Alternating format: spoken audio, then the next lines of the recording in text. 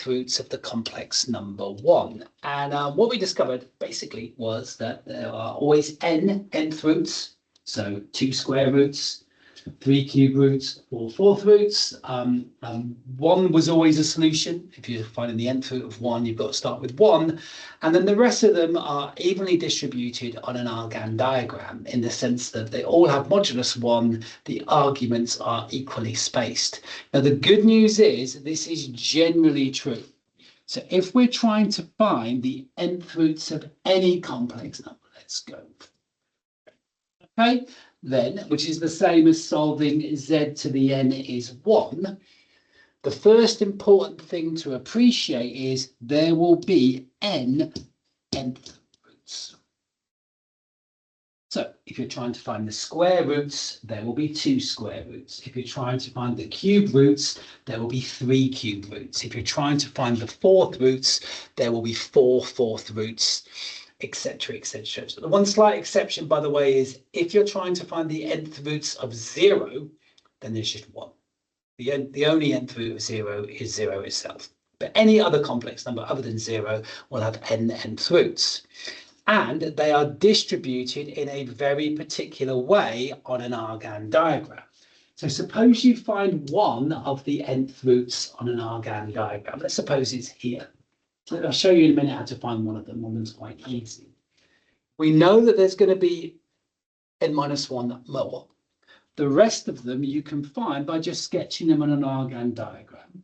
They will all have the same modulus. So the distance from the origin will be the same, and their arguments will be evenly distributed out. So I didn't want that to happen. I wanted this to happen. So they will be evenly distributed out. So imagine there are 5 to the 5th roots. There will be 5 complex numbers. Once you've found one, you just increase the argument in equal steps, which would mean you add on a certain angle to the original argument, because the total angle in the center is 360 degrees, 2 pi radians. The amount we add on is 2 pi divided by n, and we do that until we get n different complex numbers. And this is what is basically explained below. I'm going to just go through a practical example, then I'll talk through this, and I might not do it exactly as it is stated within the back. So in order to find the nth roots of a complex number, you first of all want to write the complex number either in polar form or exponential form. I'm going to use exponential form because it's slightly easier to write down. So re to the I theta, or equivalently r bracket cos theta plus I sine theta. So if I'm trying to solve z cubed is minus 4 plus 4 root 3i, the first thing I'm going to do is to write minus 4 plus 4 root 3i. I'm going to write that in the form re to the I theta. And the easy way of doing that is to use your calculator. So the complex number I start off with is minus 4 plus 4 root 3 times I. To convert it into modulus argument form, just to show where this comes from, that's annoying. Minus 4 plus 4 root 3 I, which is there. So I think it's option complex F6. This will tell me r and theta. So r is 8 and theta is root 3. 2 is root 3 over 2. R is 8, sorry, and theta is 2/3 pi. So therefore, I've got to solve z cubed equals 8e to the 2 pi over 3i. Now, I'm going to get one of these roots by just cube rooting both sides, and cube rooting is the same as raising to the power of third. So therefore, I can say z is going to be 8e to the 2 pi over 3i, all raised to the power of a third. That's what cube rooting is. So that means I will do 8 to the power of a third. And 8 to the power of a third is just 2, and then e to the 2 pi over 3i to the third. If you multiply the powers together, is we get 2 pi over 9i. And that is one of the cube roots of this number. That's one of the solutions of z cubed is minus 4 plus 4 root 3i. To get the other solutions, they will have the same modulus. Their modulus will be 2. The arguments will be equally spaced on an Argand diagram. So at the moment, the argument of this complex number is equal to 2 pi over 9. To get the other arguments, we just add on a certain angle. So what I've got going on here is I've got this complex number here whose modulus is 2 and whose argument is 2 pi over 9. So that's 2 pi over 9. My other two solutions are going to be on an Argand diagram such that they're going to have the same modulus. I have one here and one here. That angle and that angle and that angle are all the same. So the angle I'm going to have to add on is the total angle at the center, which is 2 pi divided by 3. So the other arguments will be 2 pi over 9 plus 2 pi over 3. If you do the maths, folks, that's the same as 8 pi over 9. And the other one is going to be 8 pi over 9, again, add on 2 pi over 3. And that is going to equal 8 nines plus 2/3, which is 6 nines. That's 14 pi over 3.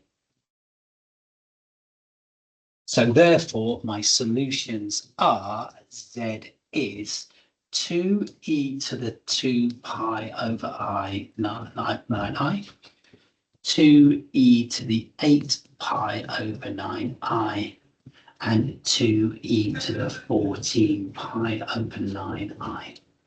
Sorry, folks. As always, there are mistakes. That 3 there should be a 9. And that's my solutions. It did request them in modulus argument form. The phrase modulus argument form is a little bit vague. I think exponential form is an equivalent version of that. If you wanted to write them in the form r cos theta plus I sine theta, it would be 2 brackets cos 2 pi over 9 plus I sine 2 pi over 9, or 2 open brackets cos 8 pi over 9 plus I sine 8 pi over 9, or 2 open brackets cos 14 pi over 9 plus I sine 14 pi over 9, and we are done. Okay, folks. I think either of them are acceptable for modulus argument form unless it specifically says re to the I theta or r brackets cos plus I sine. Here is a second example, which involves doing things in a slightly different way. So this has got a part A and a part B. Let me do part A first of all. So I want to find the fourth roots of -4 in the form P plus or minus QI. So this is the same as solving Z to the 4 is -4. I'm going to give these as complex numbers in this form. I'm actually going to do my working in exponential form, and when I get my roots, I will convert them into the Cartesian form P plus QI at the end. So to do this, I'm going to first of all rewrite this in. I should have said a minute ago. So there you go, folks. That's what we've done here, folks. Write it in exponential form, used in Moivre's theorem with a fractional power, and then you add on 2k pi over n to the roots, to the arguments, to get the remaining roots. That's what this is saying up above. So I'm going to write -4 in modulus argument form. You can do this very easily by just thinking -4 on an Argand diagram. Think about where it is, or you can do -4. It will have a modulus of 4 and an argument of pi. That's obvious enough because -4 is going to be there. So its argument is 180 degrees, which is pi. So this is therefore 4e to the I pi. Do the fourth roots of both sides. So z is 4e to the I pi to the power of a quarter, which is the same as 4 to the power of a quarter times e to the I pi over 4. So that's your first fourth root. Now, a couple of things here, by the way, folks, it's not entirely obvious, but 4 to the power of a quarter is 2 squared to the power of a quarter, which is 2 to the power of 2 quarters, which is therefore the square root of 2. So that's root 2 e to the I pi over 4. Then the other ones are going to have an argument of, so the first one's got an argument of pi over 4. Here's my first root. I'll do this perhaps in blue. It's here. The remaining roots will form a circle. Modulus will all be that, and the arguments will go up by steps of, well, the total angle is 2 pi. Divide that by 4, and we go up by pi over 2. So pi over 4 add pi over 2. Sorry, is 3 pi over 4. 3 pi over 4 plus pi over 2 is 5 pi over 4, and 5 pi over 4 plus pi over 2 is 7 pi over 4. So consequently, the solutions are Z is root 2 e to the I of all of these angles. Just to save me a bit of time, I'm just going to say e to the I theta, where theta is pi over 4, 3 pi over 4, 5 pi over 4, or 7 pi over 4. Now, to write these down as complex numbers, the easiest way is to use your calculator. So root 2, the angle, or the first angle, is pi over 4. That's 1 plus I. So 1 plus I is my first root. And if you go back and change the argument to 3 pi over 4, it's minus 1 plus I. And if you go back and change the argument to 5 pi over 4, it's minus 1 minus I. And then if you go back and change the argument to 7 pi over 4, it's 1 minus I. So actually, it's these 4 complex numbers. It's plus or minus 1 plus or minus I, i.e. it's 1 plus I. It is minus 1 plus I, minus 1 minus I, and finally it is 1 minus I. So those are solutions of that. Now, in the second part, we are asked to, in part B, we are asked to solve the equation, hence, using what we've done previously, z to the power, sorry, z minus 1 in a bracket to the 4 is minus 4 times z plus 1 in brackets to the power 4. We're asked to solve this equation. Now, it's not entirely obvious how this is linked to the previous part of the question. In the previous part of the question, I know how to solve z to the 4 is minus 4.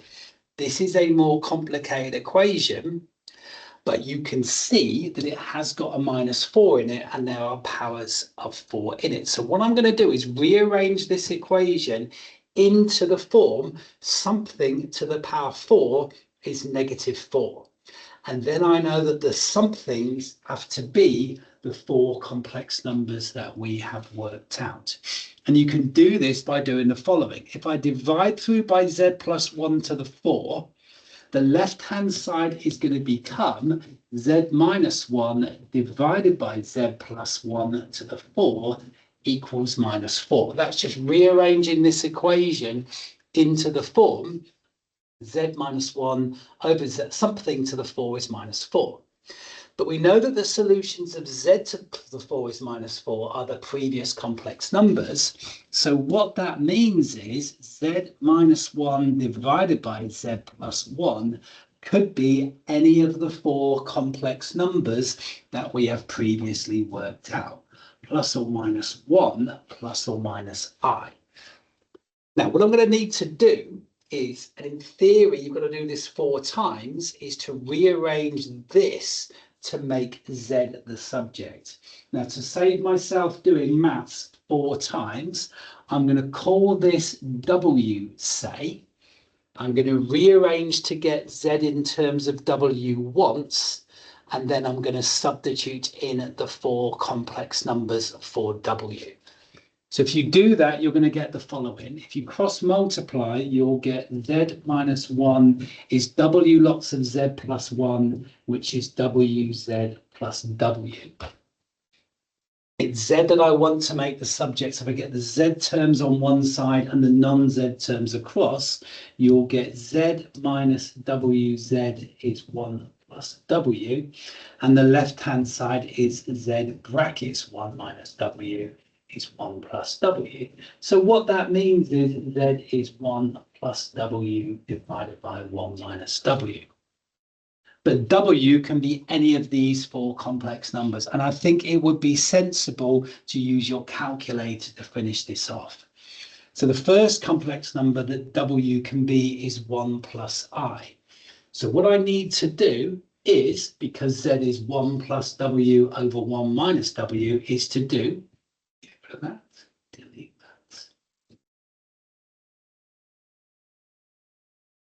So I'm going to do 1 plus W, which at the moment is 1 plus I, divided by 1 minus W, which is 1 plus. I'm going to get my calculator to simplify this, folks. So that means Z could be minus 1 plus 2I. Or the second number that W could be is minus 1 plus I. So if you go back and change to put a minus 1 there and a minus 1 there, you will get minus a fifth plus or minus a 2/5 I.